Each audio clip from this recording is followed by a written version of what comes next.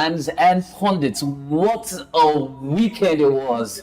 I don't want to talk about the details just yet, but then we had unexpected turn out of events for certain teams, great results for some of the teams, and we still got games today. So welcome to SOUQ Sports. Stay tuned for the next 45 minutes of sporting stories from around the world. I am the top cat, Tici Barrah. I do have the other cats with me.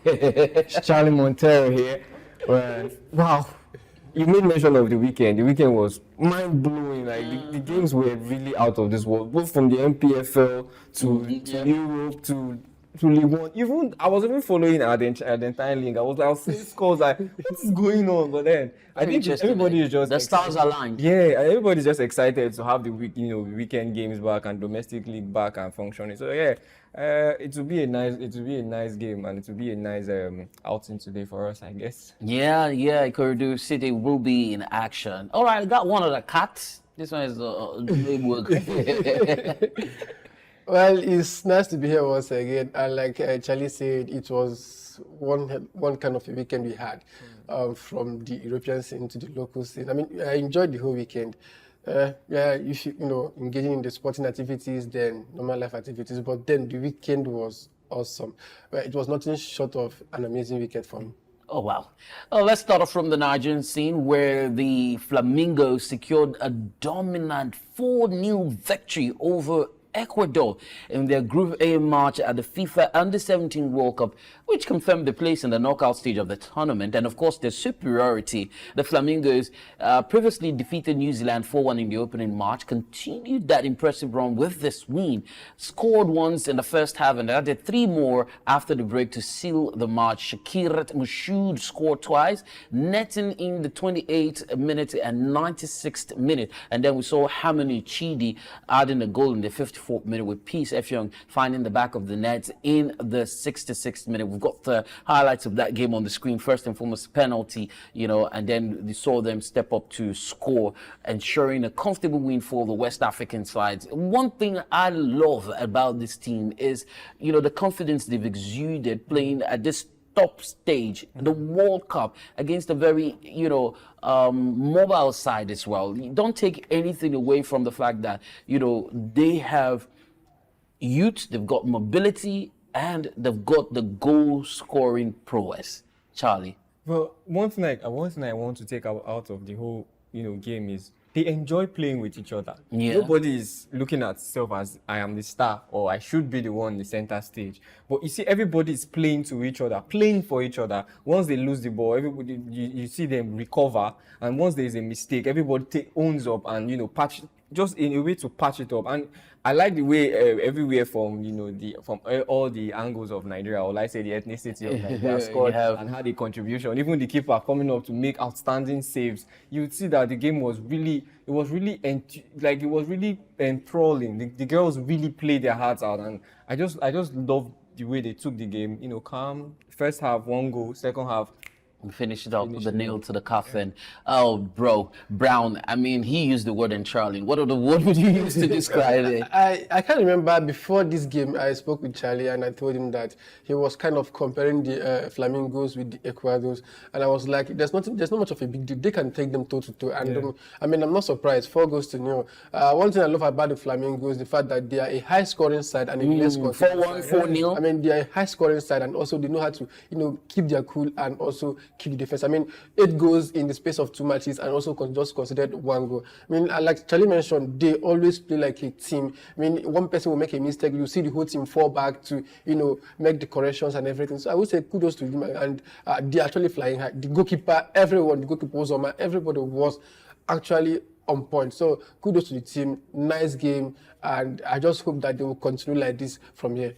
Well, Dominican Republic will be the next point of call, and that will be on Wednesday. So ahead of the game, we'll be giving you a preview of that. Away from the Flamingos to the elder sisters, the Super Falcons, who have been built for a friendly game. First against Algeria and the second against an unnamed team. 2 of these games will be played at the MJ Arena in Lagos, which is the picturesque Mobology Johnson Arena on Nikon.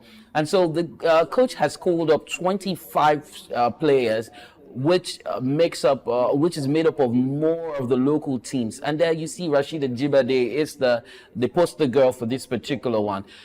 She's there in the midfield with Esther Onyenezide, Shukirat Oladipo, Choma Olise, Josephine Matias, Amrachi Odoma.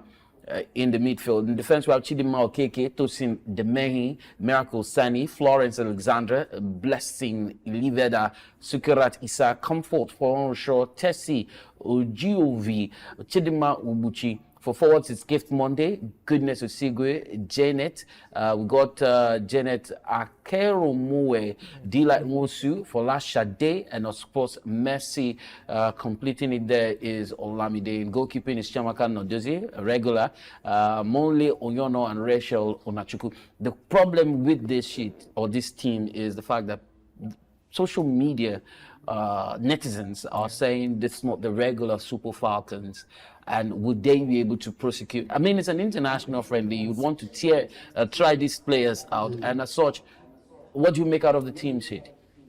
Well, I feel like the coach definitely knows what he's doing. He's trying to, you have to succeed this team.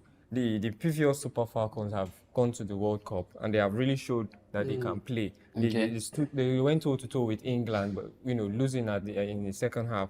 But now it's time to find the next generation. You cannot keep hoping on these guys because their time is going away. We have the Rashida Oshuala, and their time is gradually coming to an end. You have to succeed the team. You have to make create more stars. So I think they're just trying out home-based players, knowing how he's going to inculcate them into the Super Falcons, especially when you have games coming up, especially what's it called, the AFCON for the women is coming up soon. So they have to be prepare and get them their acts right. So I think the squad is a bit surprising, but for the coaches, they want to try out something new, get new players. If it's a way of exposing these players to what is to come, I think it's a good idea and they're doing the right path.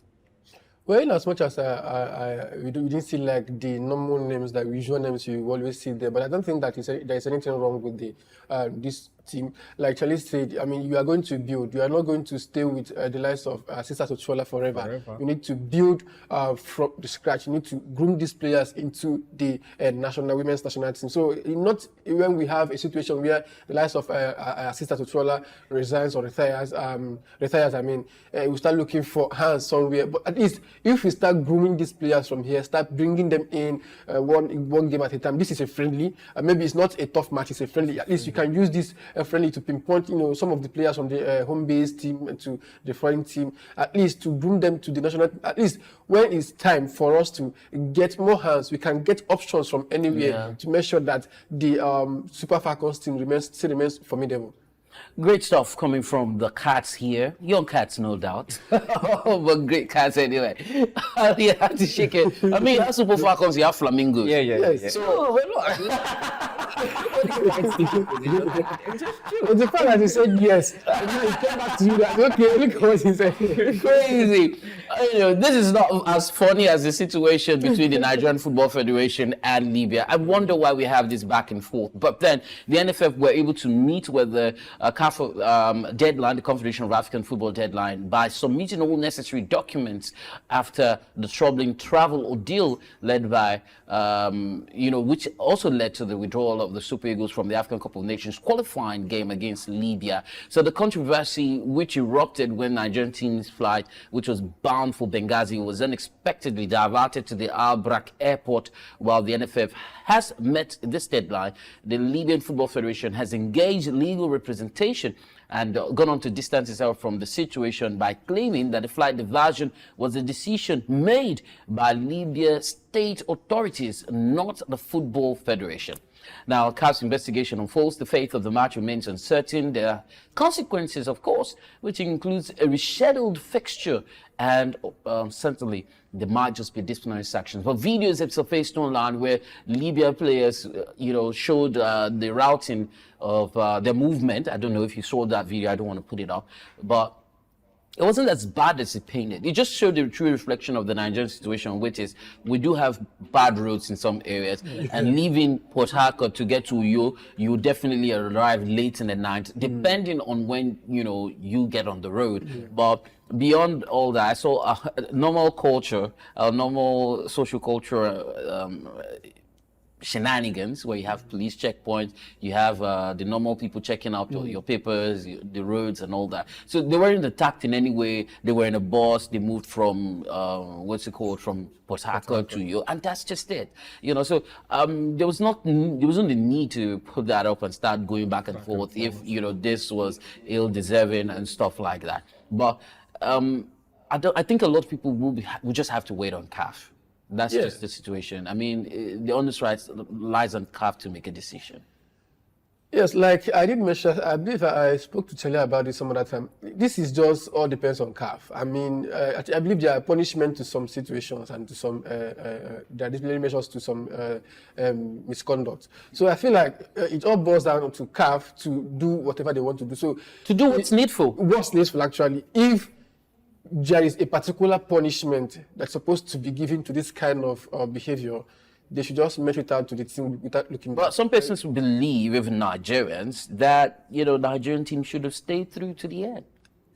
In those conditions, I personally wouldn't have stayed. There's a mental thing that goes with playing football. I saw them shoving out the officials and all that. You understand? There's already, will I say, the host has already showed that they are hostile already. Like, how would you reroute the plane that is supposed to land somewhere else? It already shows that we are not welcome here. So now, how am I going to step into the pitch and play against people that definitely have ill feelings towards me? Because yes, oh come on. When they came to Nigeria, they felt that they were treated badly. But whereas they actually took off 1 hour earlier before they called the Nigerian Football Federation, informing them that they are en route. Naturally, and according to CAF rules, you're supposed to fly in 2 days before your game. You understand? So you take time to rest the other day for your training in while preparation. They flew in 3 days. They were supposed to come in on Thursday. They came in on Wednesday. Now, it's more or less like putting your host under pressure. Trying to prepare what they have already scheduled for tomorrow. And you know what Nigeria, how it is here in Nigeria, and how it cost them to take things back and forth. So I feel like the deed has been done. Now it's left to CAF to look at the evidences provided and look at the situation, look at their status, look at their rules, and met out the punishment due to whoever is faulting and whoever has faulted. So if they find Nigeria guilty, well, let's just take it that way. We'll move on from that because we expect that certain situations like this, the sportsman-like behavior in the spirit of fair play should, come into being. Would I say supersede? Yes, well, that's the word I'm looking for. Well, and so we would take on this conversation, or take this conversation to another dimension, and that's going to be the Nigerian Premier Football League. As Matchday 8 took center stage across the country. The games were nothing short of what kind of goals that we expected. So the biggest highlight of the match day was Super Eagles forward Ahmed Musa scoring his 4th goal of the season for Kano Pillars. They continued, to re-announce his name in the NPFL. First and foremost, we saw Kwara United, who took the lead in the game in the 49th minute through boots of additional Issa Gata, and it was only clash in that particular game, or in that particular fixture of match day, that was a draw. So that goal there coming from Ahmed Musa to equalize for Kano Pillars gave them a draw, solitary point from the game. And it's good to see that Kano Pillars are in action. And, Musa is still in action. He's proving me wrong, especially because I didn't give him a chance. Because when I heard about the move back to the home-based football, I was like, what else does he have to prove? What else? But then he has really brought in energy. 4 goals from 4. It's an outstanding performance. Really, he really hits the ground running. If I have to say, and kudos to him. Kudos to the job that he's doing there. And I would also say kudos to the manager, because it's going to be difficult managing a star like him. I think he has it together. So kudos to him and the backroom staff and everybody involved in the club, and also his teammates, allowing him the opportunity to really play his game and shine without having to raise any controversies, really. And I'm really. It's happy good for for the them. NPFL as Yeah, well. it is. Barcelona United took on Heartland. Emmanuel Amunike, having picked up a draw in the last game, lost to Barcelona United in Yenagoa. One goal, one goal. And you see, the Barcelona United players were celebrating. The team was celebrating because I think they're coming from a strings of losses that they were playing. So coming back home to get that particular 3 points against an Emmanuel Amunike side, was mind-blowing. I think we also do have highlights from that game. But then, Emmanuel Amunike, how do you think he's been able to fit into the NPFL situation? Well, it's not really been a roller coaster for him, and he's trying his best to fit into the whole MPFL game. But I would say kudos to Barca United. After a string of losses, getting back-to-back losses and finally get a W. I mean, a win. It's not easy. So I feel like if you saw how they celebrated it, this wasn't easy. But then it's another important 3 points. One thing that matters in the league now is just the possibility and your ability to accumulate as number of points you can. So if you can get as many numbers points you can get, that's actually the most important thing. So I would say kudos to Barca United. They head on to their own, and we are able to pull up that 3 points. Well, Abia Warriors and Plateau United were also in action, but I would love us to take a look at the highlights of that game between Barca United and Heartland. Abia Warriors did beat Plateau United 3-1 at home, but here is the clip between Barca United and Heartland. It was mind-blowing, at the Samson Siasia Stadium. That's what it's called in Yenagoa. I think one of the finest stadiums that I've, been to. There you had a goal ruled out for offside initially, and then a stunner that was saved by the goalkeeper. So just gives you a taste of what it was, between Barca United and Heartland. And so Remo Stars and Bendel Insurance played under floodlights. The game lasted into the night. We saw Remo beat Bendel Insurance by a lone goal in that particular game at Ikene.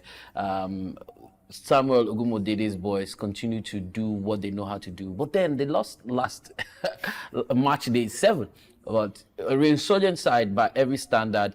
You're seeing the pattern of play. You're seeing the goal conversion rate. Yes, one goal, it separated both sides. But I think Bendel Insurance came into this game with a lot of high expectations, to get something from Ikene. But, they got the loss, Charlie. We know Remo Stars really, they like playing at home. You see that when they play at home, they are fierce, they are ferocious. They want to grab every opportunity that they bury their opponents every opportunity they get, and good to see them back to winning ways, really. And I would have expected more than just a solitary goal from the game, because they really played well. They were on the front foot most of the time. So it's a hard-fought win, but without taking anything from Bendel, they played their hearts out. But you don't expect them to go to Remo Stars, the table topper, and 18 points from 7 games. It's really an outstanding performance. Yeah, actually the title contenders, and I think between now, Remo Stars and Rivers United, they are the most outstanding team so far in the MPFL. So I feel like it's not been easy. I'm actually looking forward to that particular game that happened between Remo Stars and Rivers United, seeing how I think we should be at the stadium to see that game live in direct. Well, Sunshine Stars played host to the Winner Boys to Nasarawa United, or the Winner Boys played host to Nasarawa United, a solid minus, and that game ended 1-0. Sunshine Stars seeming to want to consolidate on the strings of wins that they've had. Nasarawa United being the ones at the receiving end as they lost, what could have been 1 point on the road. But kudos to Sunshine Stars. They're a very traditional side.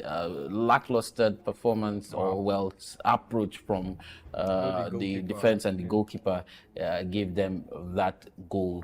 And then we'll go to one of the biggest losses of Matchday 8, and that's Eimba losing to El Kanemi Warriors.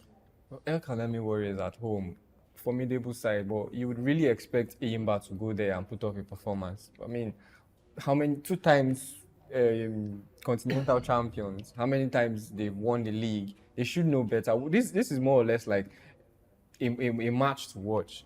Are you seeing how packed the stadium is? Are you seeing how it erupted? It went when that goal was scored.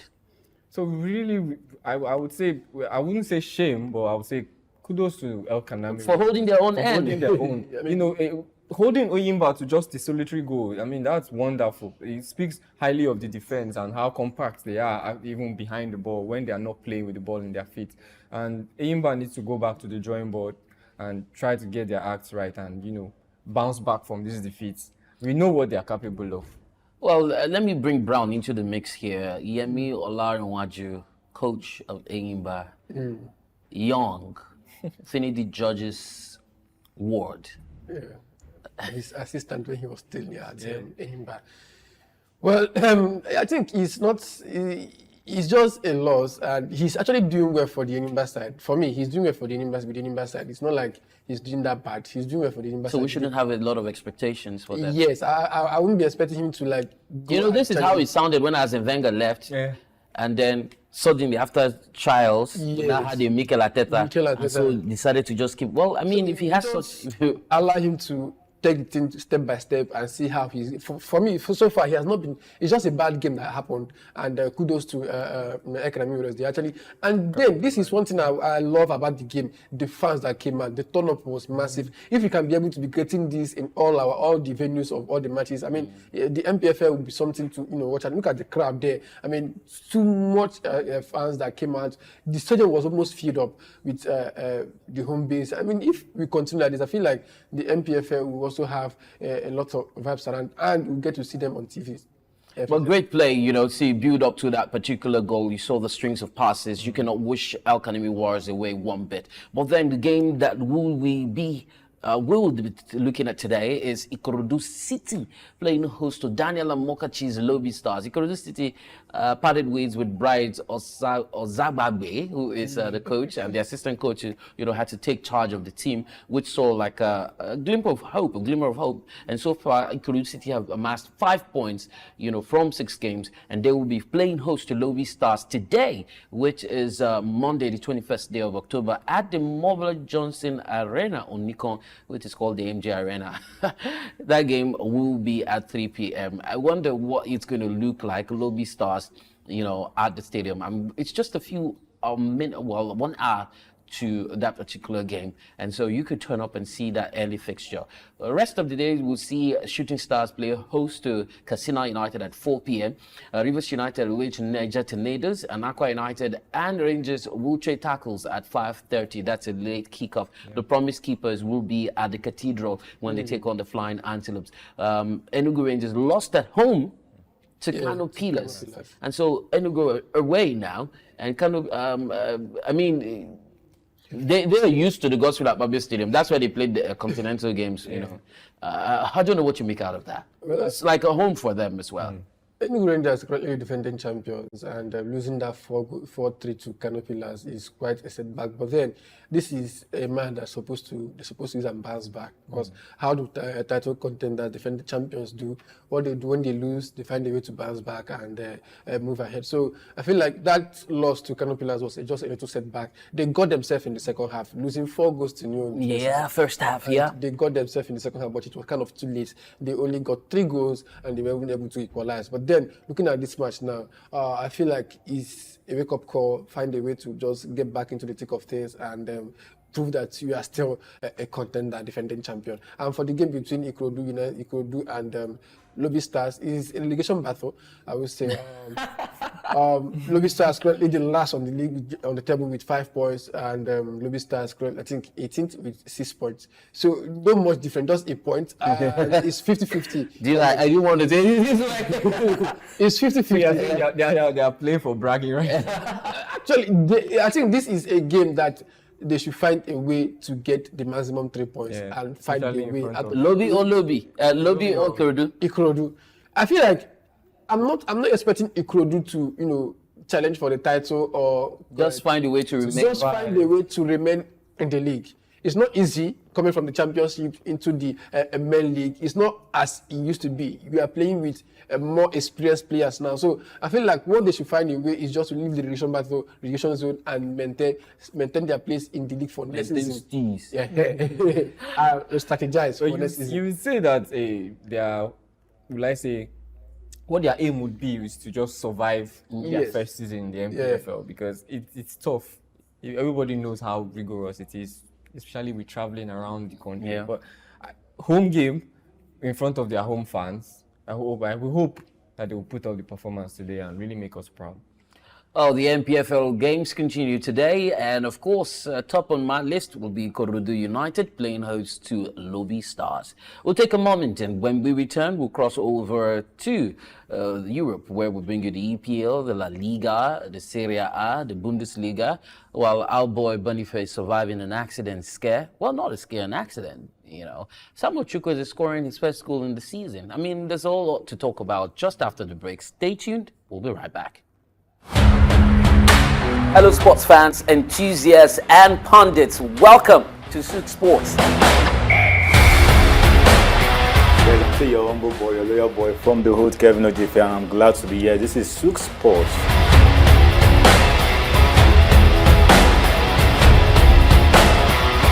To do the business, the money that makes the wheel go round. Barcelona and Napoli. Napoli is out and Barcelona has qualified for the quarterfinals of Champions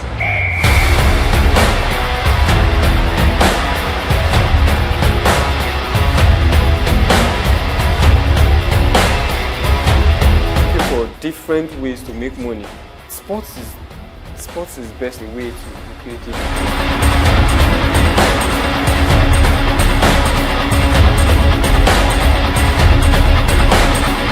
Now, the next 45 minutes are going to be very exhilarating.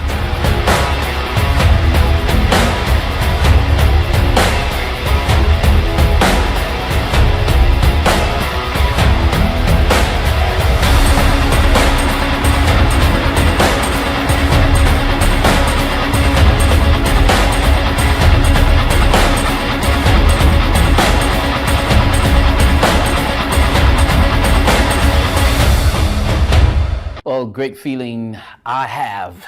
I don't know, but I do have a great feeling. Liverpool returning to the top of the league or Chelsea losing. I don't know which gives me a better feeling. Anyway, it reached everybody. Arsenal still collect. Liverpool returned to the top of the Premier League, and that was with victory over Chelsea at Anfield. As the manager and her slots, astounding starts continues. We saw the Dutchman in the first Liverpool. He's the first Liverpool boss to win 10 out of his first 11 games. And this latest triumph has sent them points clear of Manchester City following the dramatic stoppage time victory over Wolves earlier. We saw Slots only lost since succeeding Jurgen Klopp. It was to Nottingham Forest. You would not believe that Nottingham they walked alone into the forest. While this was Chelsea's first league defeat under the new manager Enzo Maresca, it was a bitter pill to swallow for any Blues fan around the world. Bournemouth ended 10-man Arsenal's unbeaten start this season. Mikel Arteta didn't. He hissed very long because William Saliba was shown the first red card of his career at the Vitality Stadium in what seemed like an unnecessary foul. France international Saliba was dismissed inside the opening half an hour, having tripped Evanescence close to the center circle after being put under unnecessary pressure by Leandro Trossard's poor pass. And it was a situation that seemed to have changed the dynamics for the title-chasing Gunners, who had already salvaged potential crucial points against both Manchester City and Brighton, although this time the challenge was to do so far more than 60 minutes. The victory ended a dismal run in this fixture for the Cherries, who had lost the last 4 leagues meetings by an aggregate score of 13-2 and moved them up to 10th position in the table. We also saw John Stones' dramatic stoppage time winner, keeping Manchester City in touch with Premier League leaders Liverpool as the champions beat battling Wolves. Some of the highlights of the EPL from this weekend, and I wonder what my cats make out of it. First of Which all, one paying you pass? First of all, I would say the Arsenal red card to Saliba is more painful because when you put it side by side with what Adarabi or Yo did against Liverpool, Yeah. you would say there are similar Offenses. incidences, similar offenses, but different punishment and different outcome. I don't know what The dynamics of that game is points down to the referee in charge now. exactly, but how do they, address this issue? Because we have been talking for long about consistency, especially in refereeing calls, especially in decision making in the Premier League. Yeah. We have seen that the same actions come out to have different outcome, especially in punishments and in meting out justice. Because if you look at it, it's fairly the same thing. He's the last man. He's the last defender, the last player before the keeper. Also at the center circle, that was where the incidents took place. But Saliba got a red card and Adarabi or Yo got a yellow card. So where is the consistency? That's what we the fans cry out every week. Are you a fan? I am a fan of football. Pundit. And when you look at that game, my standout performance would be Salah. I was talking about the game between Liverpool. and Chelsea because it stood out to be the tactics. I think since for Salah Ancelotti. cut his hair, it's just been outstanding. I guess I should comb my hair. but when you look at the game, for the first 30 to 60 minutes, there was no clear tactics as to what was going on. They were just cancelling each other out. But then I think Ancelotti really slotted his plans right in, because you see that Wisdom. Kelleher kept delivering long balls to Salah. They identified him as the clear danger man, because Gusto was always leaving his position and wandering into midfield, so there was a lot of space that Salah could exploit, and you could see that was owing to the second goal and their winner, because he was the more or less like the biggest person that you say, why not bring this person and Hold on, let me just get someone who has a sentiment with Chelsea. okay. I don't have much to say about it. It's not the game that happened. Well, Chelsea actually played well. I will give them that. Coming from a Chelsea that has not been really consistent like that, but actually played well. But then This is their first loss. the second loss. Really? They lost to Manchester City and now to Liverpool. So they have really, Chelsea fans, they have kind of seized Under Enzo Maresca, first loss. Under Enzo Maresca, they have been actually trying. But then, looking at the game, I think they actually missed Cucurella in that game. He would have been a better person to, play that number 3, trying to mark. What would you say was the tipping point for, he's talked about the advantage Liverpool had. For you, what would you say, what's the tipping point for Chelsea? Well, I feel like not seeing really much with Chelsea. The only good thing I love about the game that they actually played good football. Aside the fact they lost, they played good football. They actually tried. But then, like Charlie mentioned, the inconsistency of the refereeing and the VR. Now, the situation of it should have been a red card to Adrabioyo. That was he stopped a goal, a clear good chance. Even though the player didn't get the ball at the moment, he was running towards the ball, he stopped it. And then now the foul on Sancho should have been a penalty. It's almost the same thing with the penalty that was given to Liverpool. So now, if you look at it, it's just like the inconsistency in refereeing and VAR. I feel like they only decide what they want to decide for you. They only show us what they want to show. You're talking like a fan now. It's not. I see your sentiment. And also looking at the Arsenal game, I feel like the person that's supposed to be blamed is Saliba. That was just an unnecessary tackle. Will you really blame Saliba? He wasn't really expecting that Trossard will lose the ball. Do you know why I'm going to blame him? Now, why I'm going to blame is not because of the foul. Yeah. That was the right thing to do, but at the wrong time. I mean, you guys are pressing these people. You are pressing Bournemouth, and that scenario happened. You should, even if he's going to score, you should have allowed him to score, knowing the fact that it was in the 30th minute. Now, Chelsea said that you are going to equalize because Arsenal was actually pressing them. So if they have scored, Chelsea said that Arsenal, if they are 11-11, they can equalize. Okay, so take off the pressure. But on the pitch, he's not thinking that way. That's why you're a professional. That's why you are being paid. That's why sometimes we compare you to some certain players. I mean, so you feel okay if we were in the 80th minute, he took him out. That would have made more sense. You probably would have held it on. Because 30 minutes, they lasted till first half, they did not concede.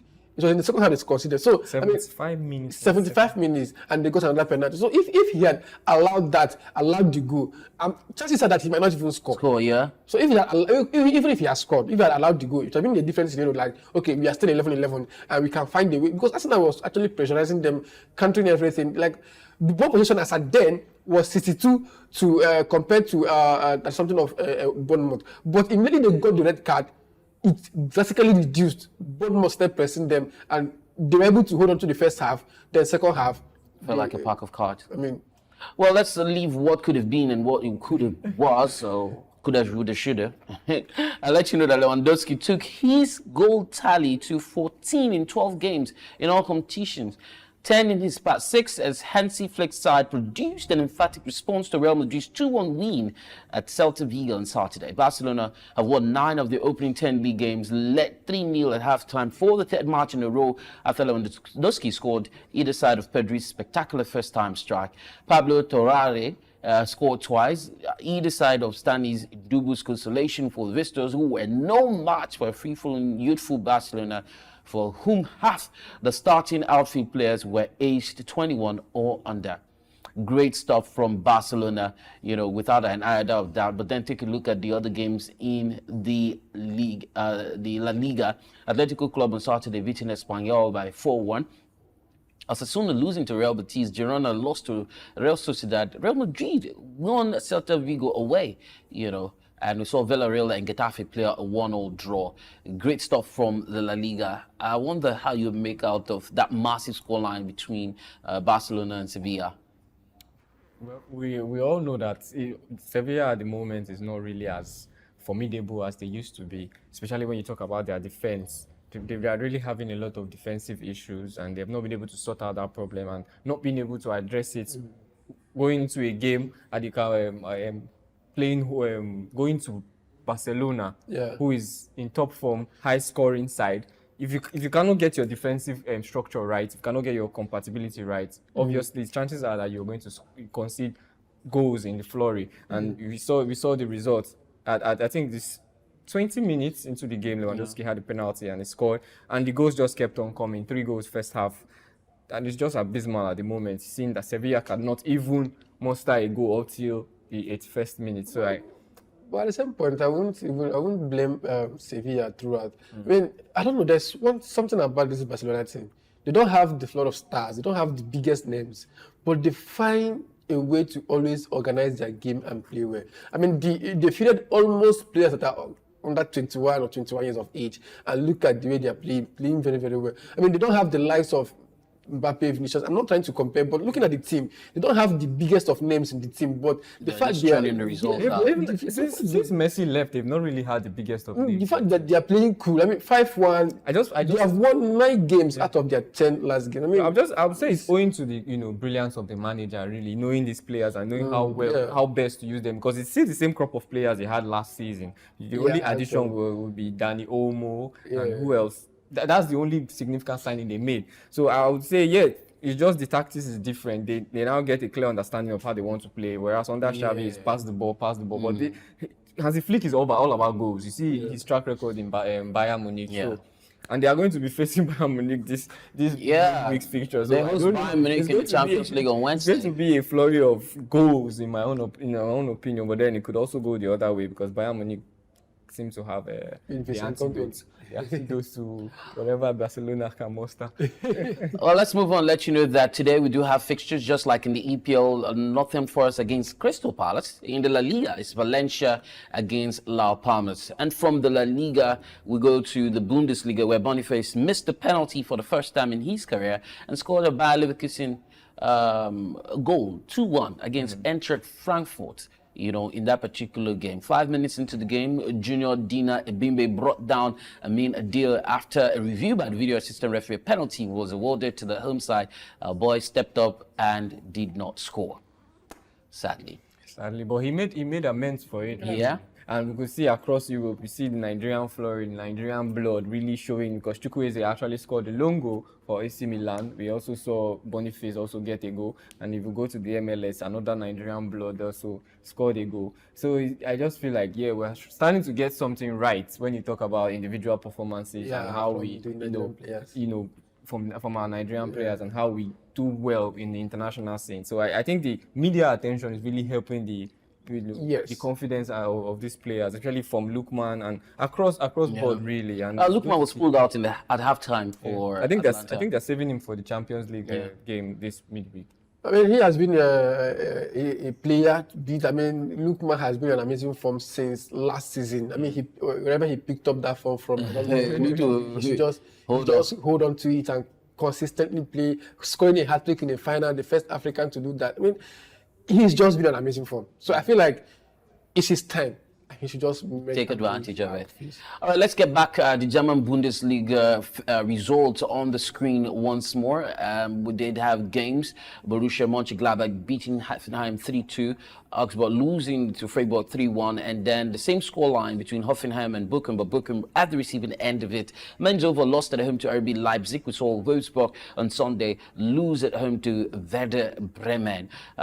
It's on the screen, at least you get to look at some of the scorelines from the German Bundesliga. From the Bundesliga, we move over to the Serie A, where Nigerian winger Samuel Chukwueze ended his 8-game goal drought for AC Milan, netting the winner in a hat-fought 1-0 victory over Udinese at the San Siro on Saturday. The 24-year-old decisive strike not only secured the crucial 3 points for the 10-man Rossoneri, but also marked his first goal of the season, providing the needed boost to both players and the club. Massive stop for Chukwueze, who joined Milan in the summer of 2023 and has been eager to open his account for the new campaign after a mixed debut season in Italy. Let's take a look at the Serie A, where Lecce lost to Fiorentina by 6 goals. Atlanta beat Venezia 2-0. Cagliari were winners over Torino in a 5-goal thriller. 3-2 they shared that one. Roma lost to Inter Milan by a lone goal. Como and Parma 1-1 ended. Genoa and Bologna 2-2. AC Milan beat Udinese, like I said, and Juventus were winners over Lazio by a lone goal. From there, we'll take a quick run, but before that, let me ask the guys, if they see Samuel Chukwueze taking more goals, scoring more goals in the Serie A. I beg your pardon. Yeah? Serie A? Yeah. Yes, he did. Yeah. 8 goals.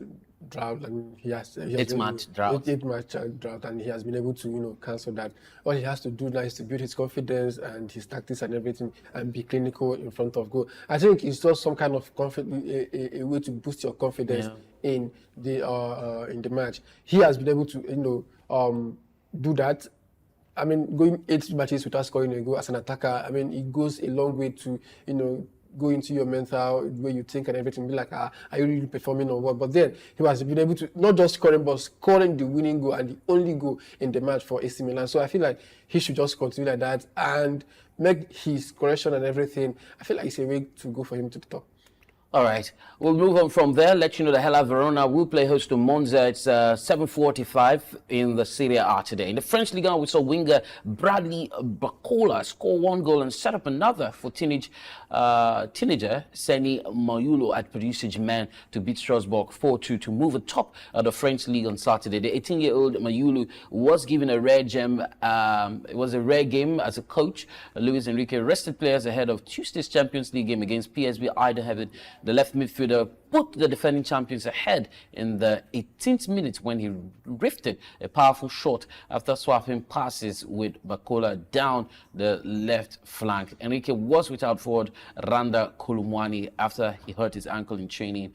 And with Eindhoven in mind, he benched his captain and speedy winger Osimhen Dembele at the Parc des Princes. Well, my brother, man, talking about flurry of goals, what goal that comes to my mind was the goal by none other than Victor Osimhen upon his return for Galatasaray. Outstanding. He wanted to do that flick the first time. Yeah. He missed it. About it. And he went back and he lifted high and said, heaven, here I come. An outstanding goal. When you put it side by side, when you put it side by side to the one Cristiano Ronaldo scored in the Champions League, he's not topping that ball. You look at, it's more difficult from that angle based on the ball has gone high.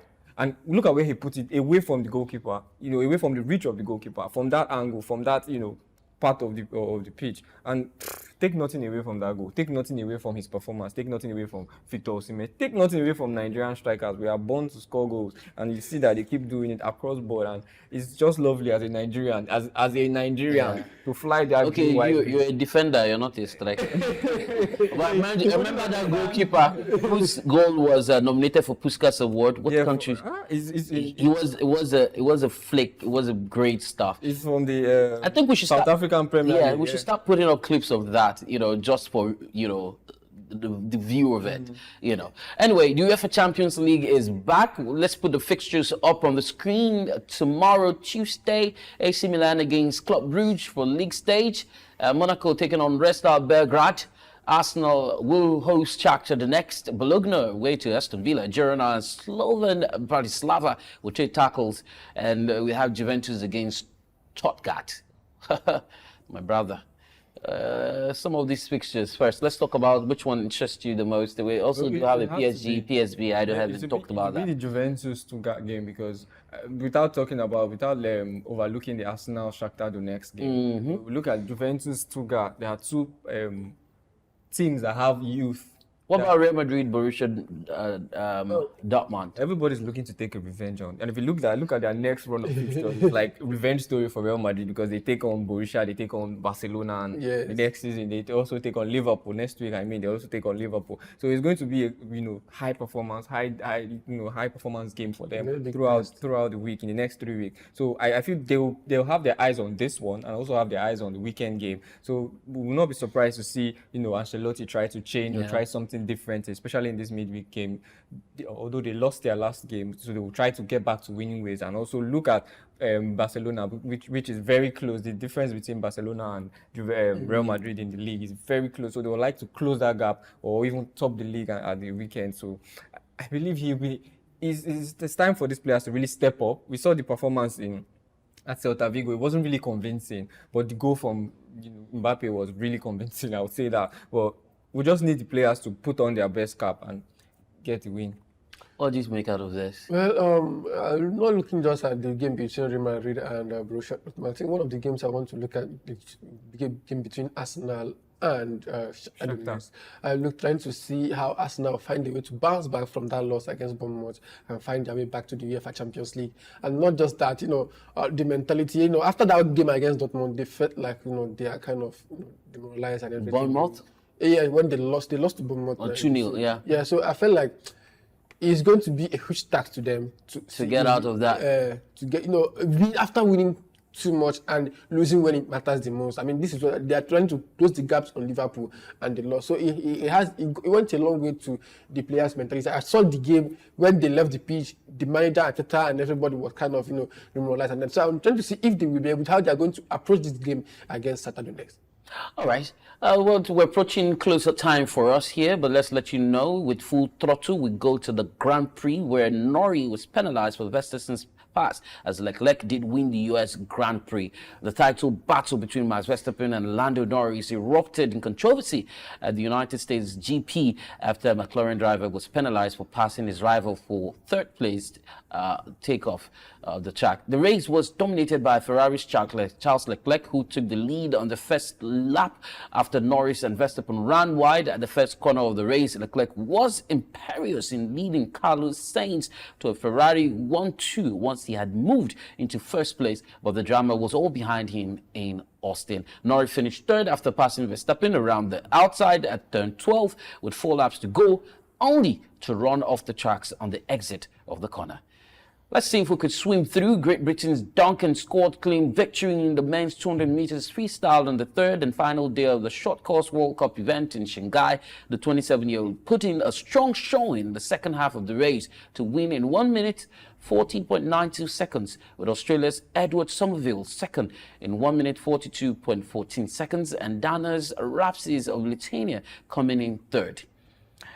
To the big man's game of golf, Frenchman Julien Guerrera ended his long wait for a maiden DP World Tour title after he beat Spain's Jorge Campillo in a record equal in 9-hole playoff at the Andalusian Masters. The 39-year-old holds out from the 8th feet to secure victory on his 230th start in what has been described as a remarkable coincidence. Now, Guerrera's French coach Raphael Jacquelin won a 9-hole playoff for the Spanish Open in 2013, while the only other European Tour event decided by a 9-hole playoff was the 1989 Dutch Open won by Jose Maria Olazabal. The lead changed hands between Guerrera and Campillo throughout the final day, but the Spaniard boogied the 18th and Guerrera landed a 16th foot par putt to force the playoff.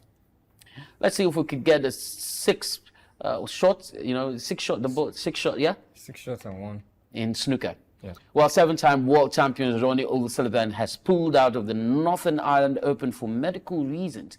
The Belfast event, which starts on Sunday, will be the 3rd straight tournament the Englishman has missed after he sold out of both the British Open and the Wuhan Open. Well, that withdrawal has been confirmed by World Snooker Tour on Sunday night, and his first round opening, Long Zhuhang received a bye into the last 32. From there, quickly, we'll run out because we're practically out of time. Let's let you know that Everton are plotting a move to sign AC Milan's Nigeria winger Samuel Chukwueze in January.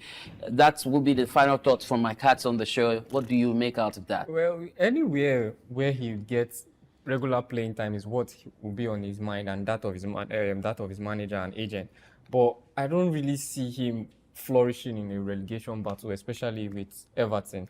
I think he would do best, or he would do better to, take the opportunities given, especially when he gets the opportunity to play in Champions League instead of taking, the fights in the Premier League. And we know the intensity, how the Premier League is. So I would say let him remain where he is. In AC Milan. AC Milan, I don't think he's fitting. What about you?